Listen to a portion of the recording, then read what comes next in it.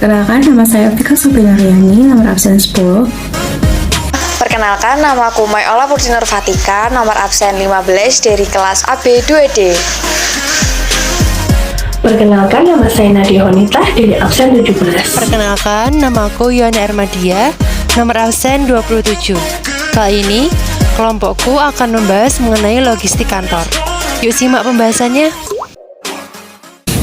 Di sini kami akan bahas mengenai salah satu materi praktikum perkantoran, yaitu logistik kantor. Yang pertama adalah kita akan bahas mengenai ATK atau alat tulis kantor. Adalah peralatan yang digunakan atau dikonsumsi dalam kegiatan sehari-hari di kantor. ATK sendiri dibagi menjadi dua, yaitu yang pertama adalah barang habis pakai dan yang kedua barang tidak habis pakai. Untuk yang pertama adalah barang habis pakai, yaitu barang yang hanya digunakan dalam sekali pemakaian. Contoh barang habis pakai sendiri, yang pertama itu ada ballpoint, kedua itu ada kertas, ketiga itu ada tinta, keempat itu ada baterai, kelima itu ada lem, keenam ada pensil, ketujuh ada stabilo, dan kedelapan ada lakban. Di sini aku akan ngejelasin tentang barang non habis pakai. Non barang habis pakai itu sendiri adalah barang yang digunakan untuk beberapa kali pemakaian dalam jangka waktu yang lama. Contohnya yaitu yang pertama itu ada gunting. Gunting itu digunakan untuk memotong bahan yang tipis seperti kertas, kain, plastik, tali, atau yang lainnya. Lalu yang kedua itu ada penggaris.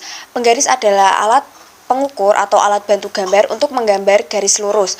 Penggaris juga berfungsi untuk mengukur panjang suatu bangun datar atau lebar. Yang ketiga itu ada stapler. Stapler ini digunakan untuk menggabungkan beberapa lembar kertas dengan cara memasukkan isi stapler.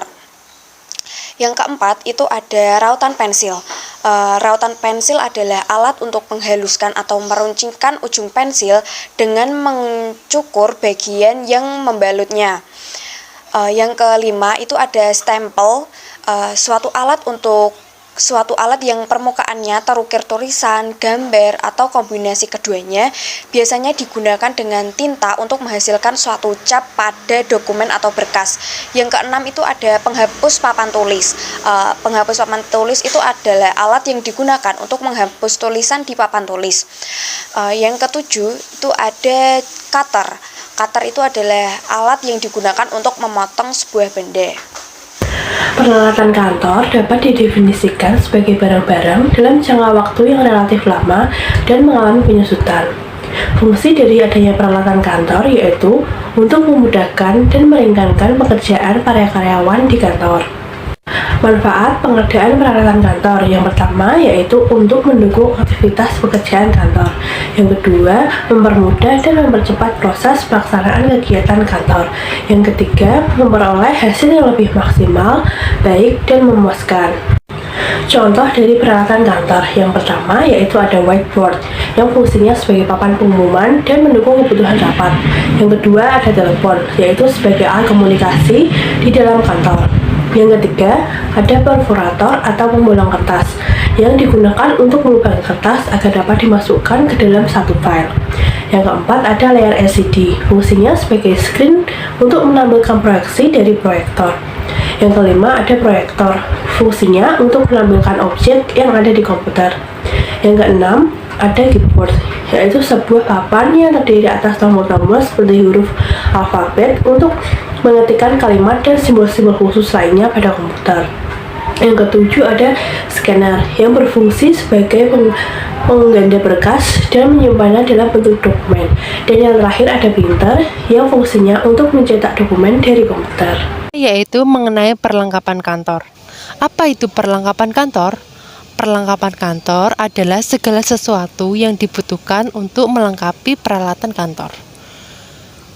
Perlengkapan kantor identik dengan barang-barang berukuran kecil, cepat habis, sering digunakan, harganya tidak terlalu mahal, dan mudah diperbaiki jika ada kerusakan. Kantor yang pertama untuk mendukung aktivitas pekerjaan kantor. Yang kedua, mempermudah dan mempercepat proses pelaksanaan kegiatan kantor. Yang ketiga, memperoleh hasil yang lebih maksimal, baik dan memuaskan. Yang keempat, sebagai aset kantor dan perlengkapan kantor. Apa saja jenis-jenis perlengkapan kantor?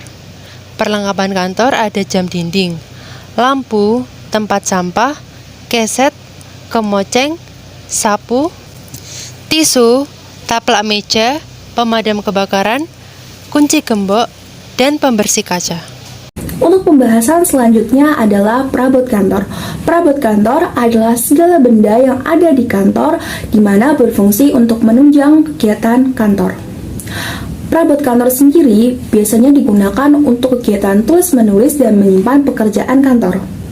Untuk contoh perabot kantor, yang pertama adalah filing cabinet. Filing cabinet sendiri adalah tempat untuk menyimpan dokumen-dokumen yang telah selesai diproses dan akan disimpan sebagai arsip kantor. Lalu yang kedua adalah kursi.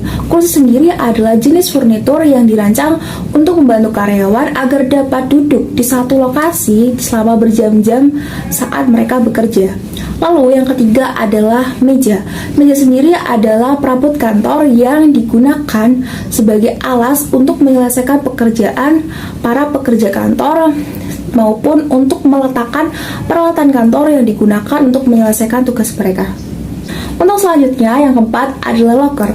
Locker sendiri adalah kabinet besar yang digunakan untuk menyimpan pakaian ataupun barang-barang yang diperlukan para pekerja kantor. Lalu, ada brankas atau cashbox adalah tempat untuk menyimpan uang atau dokumen-dokumen penting serta surat-surat berharga milik perusahaan. Lalu yang terakhir adalah rak. Rak sendiri adalah lemari atau tempat yang digunakan untuk menyimpan dokumen berbentuk buku maupun laporan yang telah dimasukkan ke dalam order. Selanjutnya yaitu mesin kantor, yaitu sebuah alat yang dipergunakan untuk menghimpun, mencatat, dan mengolah bahan-bahan, data ataupun keterangan dalam suatu pekerjaan tata usaha yang cara kerjanya bersifat mekanik, elektrik, dan magnetik. Contoh dari mesin kantor yaitu yang pertama ada komputer, yaitu untuk mengolah data dan mempermudah dalam sharing file atau dokumen pada komputer antar divisi atau karyawan lain dengan cara mudah dan cepat. Yang kedua ada faksimiles, yaitu untuk mengirim dan menerima pesan berupa dokumen. Nah, biasanya berupa dokumen rahasia ataupun dokumen penting. Nah, selain untuk mengirim dan menerima dokumen, fungsi lain dari faksimiles yaitu untuk melakukan panggilan telepon, scanning dokumen, ataupun melakukan fotokopi. Yang ketiga, printer, yang fungsinya untuk mencetak dokumen dari komputer.